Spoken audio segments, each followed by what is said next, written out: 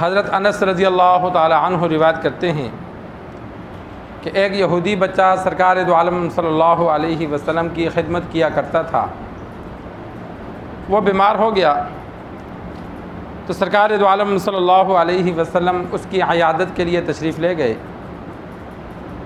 آپ صلی اللہ علیہ وسلم نے اسے دعوت دی کہ مسلمان ہو جا، تو وہ مسلمان ہو گیا۔ سرکار دو عالم صلی اللہ علیہ وسلم کی خدمت میں وہ بچہ کبھی کبھی آتا تھا، کوئی چھوٹے موٹے کام ہوتے تو وہ کر لیتا۔ جس طرح محفلوں میں جب بچے موجود ہوں تو بچوں کو کہا جاتا ہے پانی لے آؤ یا گھر میں یہ چیز دے آؤ، تو وہ بچہ بھی آپ صلی اللہ علیہ وسلم کی محفل میں شرکت کرتا، تو چھوٹے موٹے جو کام ہوتے آپ صلی اللہ علیہ وسلم اسے بھی کہہ دیتے۔ تو 2-4 دن نظر نہیں آیا تو آپ صلی اللہ علیہ وسلم نے صحابہ سے پوچھا کہ وہ لڑکا نہیں آ رہا، تو صحابہ نے بتلایا یا رسول اللہ وہ بیمار ہے، شدید بیمار ہے۔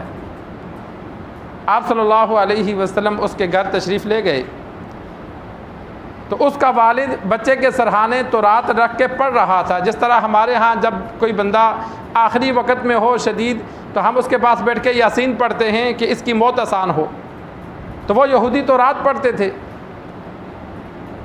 آپ صلی اللہ علیہ وسلم نے بچے کا حال و احوال پوچھ کے بچے کو کہا کہ کلمہ پڑھ لے، قل لا الہ الا اللہ۔ تو بچہ سوچنے لگا اور والد کی جانب بچے نے دیکھا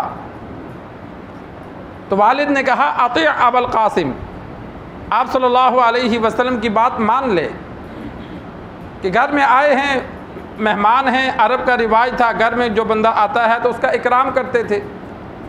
پھر وہ یہودی خوش بھی ہوا کہ آپ صلی اللہ علیہ وسلم ہمارے گھر تشریف لائے، تو اس نے بچے کو کہا بات مان لے۔ بچے نے کلمہ پڑھا، جیسے ہی کلمہ پڑھا اس کی روح پرواز کر گئی۔ آخری وقت تھا اس کا، کلمہ پڑھ لیا، مسلمان ہو گیا۔ آپ صلی اللہ علیہ وسلم نے صحابہ کو حکم دیا کہ اس کے والد کو یہاں سے اٹھا دو کہ اب یہ بچہ مسلمان ہے، اس کا کفن دفن ہم مسلمان کریں گے۔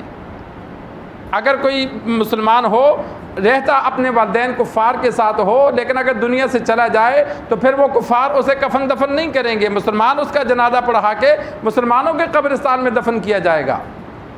ہونا تو یہ چاہیے کہ جو مسلمان ہے وہ اپنی رہائش الگ رکھے، لیکن اگر کوئی والدین کے ساتھ بھائیوں کے ساتھ رہتا ہے مسلمان، باقی اس کی فیملی کافر ہے، تو وہ جب کفن دفن اس کا جنازہ وہ مسلمان پڑھیں گے۔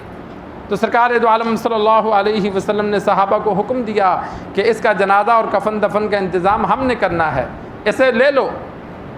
تو امام بخاری رحمہ اللہ نے اس واقعے کو یہاں نقل کیا کہ اگر کوئی کافر بیمار ہو انسان اس کی عیادت کر سکتا ہے۔ عیسائی ہمارے ملک میں رہتے ہیں یا بعض جگہوں پہ ہندو رہتے ہیں، جو علل اعلان کافر ہے، جو اپنے آپ کو کافر سمجھتا ہے، ہم بھی اسے کافر سمجھتے ہیں، تو ایسے کے ساتھ اٹھنا بیٹھنا، لین دین کرنا، سلام دعا رکھنا، دل میں نفرت ہو، دل سے محبت نہ ہو، کفار سے دل سے محبت جائز نہیں ہے۔ ابو درداء رضی اللہ تعالی عنہ، تفسیر ابن کثیر میں واقعہ موجود ہے، وہ فرماتے ہیں بہت سے لوگوں کو ہم خوش ہو کے ملتے ہیں لیکن دل ہمارے ان پر لعنت کرتے ہیں۔ اب محلے میں رہنے کی وجہ سے کفار کے ساتھ سلام دعا تو رکھنی ہے، یا دکاندار ہے یا کوئی کاروباری ہے، لین دین کرتے ہوئے اس کو برا بلا نہیں کہنا، لیکن دل میں محبت نہ ہو، دل میں اس سے نفرت ہو، دل میں محبت صرف مسلمانوں کے لیے ہو۔ البتہ بھائی چارگی کے طور پر، ظاہری طور پر خوشی غمی میں انسان شریک ہو سکتا ہے، لیکن یہ ان کافروں کے لیے ہے جو علل اعلان کافر ہیں، اور جو ایسے فرقے ہیں کہ جو ہیں تو کافر لیکن اپنے آپ کو مسلمان کہلواتے ہیں، جس طرح بعض صحابہ کو برا بلا کہنے والے روافظ ہیں، جس طرح مرزائی ہیں کہ یہ ہیں تو کافر لیکن اپنے آپ کو مسلمان کہتے ہیں، تو ایسے لوگوں کے ساتھ اٹھنا بیٹھنا، لین دین کرنا، کھانا پینا جائز نہیں ہے، اس لیے کہ وہ زندیق ہیں۔ زندیق الگ ہوتا ہے، کافر الگ ہوتا ہے۔ زندیق کے بارے میں یہ حکم ہے کہ اس کے ساتھ لین دین کرنا، کھانا پینا، اٹھنا بیٹھنا، عیادت کرنا جائز نہیں ہے۔ اس وجہ سے جائز نہیں ہے کہ اگر ہم اس کے ساتھ اٹھیں بیٹھیں گے، وہ اپنے آپ کو مسلمان کہتا ہے تو اس کی غلط عادتیں ہم میں آ جائیں گی، اس کی غلط عادتیں، غلط عقائد جو ہمارے اندر آ جائیں گے، اور جو علل اعلان کافر ہے اس سے خطرہ نہیں ہے۔ ہم اس کے ساتھ اٹھے بیٹھیں گے یا ہمارے بچے آئیں جائیں گے تو وہ کہیں گے یہ کافر ہے، ہم مسلمان ہیں، یہ ان کی رسم ہے ہماری نہیں۔ علل اعلان کافر سے خطرہ نہیں ہوتا، جو ہو کافر اپنے آپ کو مسلمان کہے خطرہ اس سے ہوتا ہے کہ وہ جو رسم کرے گا تو ہم مسلمان بھی۔ میں ایک مثال دے کے بعد ختم کرتا ہوں کہ محرم میں تمام مسلمانوں کے نزدیک شادیاں جائز ہیں، جائز ہیں یا نہیں؟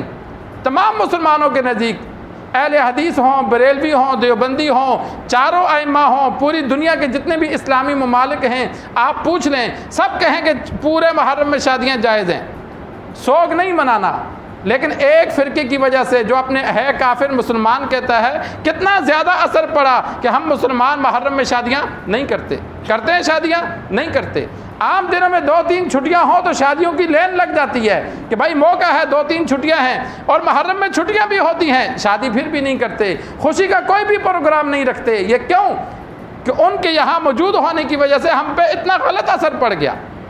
تو اس وجہ سے ایسے کفار جو اپنے آپ کو مسلمان کہیں، ان کی عیادت کرنا جائز نہیں ہے، ان کے ساتھ اٹھنا بیٹھنا جائز نہیں ہے۔ البتہ جو علل اعلان کفار ہیں ان سے دلی محبت جائز نہیں ہے۔ البتہ محلے دار ہیں یا دوست احباب کے ساتھ اٹھنا بیٹھنا ہے، دکاندار ہیں، تجارت ہیں، کسی بھی شعبے میں انسان سے تعلق والے کفار ہیں تو ان کی خیر خواہی کرنا، خوشی غمی میں شریک ہونا یہ جائز ہے۔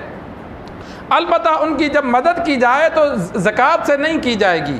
کفار کو زکوٰۃ دینا جائز نہیں ہے۔ اگر انسان کوئی محلے دار کافر شدید بیمار ہو گیا، مجبور ہے، مال کی ضرورت ہے، تو اس کو نفلی صدقہ دیا جائے گا، زکوٰۃ نہیں دی جائے گی۔ زکوٰۃ صرف مسلمان کو لگتی ہے۔ البتہ نفلی صدقہ، کوئی کافر مر رہا ہے، عیسائی ہے، یہودی ہے، ہندو ہے، اس کو شدید مال کی ضرورت ہے تو اس کو مرنے نہیں دینا، مالی تعاون کرنا مسلمان پر لازم ہو جاتا ہے، وہ بھی انسان ہے۔ جانور مرے اس کا بھی خیال کرنا ہے۔ تو ایک کافر ہے، چاہے کافر ہے، اس کا خیال کرو، لیکن نفلی صدقہ سے کرو، زکوٰۃ سے نہ کرو۔ اللہ سے دعا ہے اللہ ہمیں مسائل سیکھ کر، سمجھ کر عمل کرنے کی توفیق عطا فرمائے۔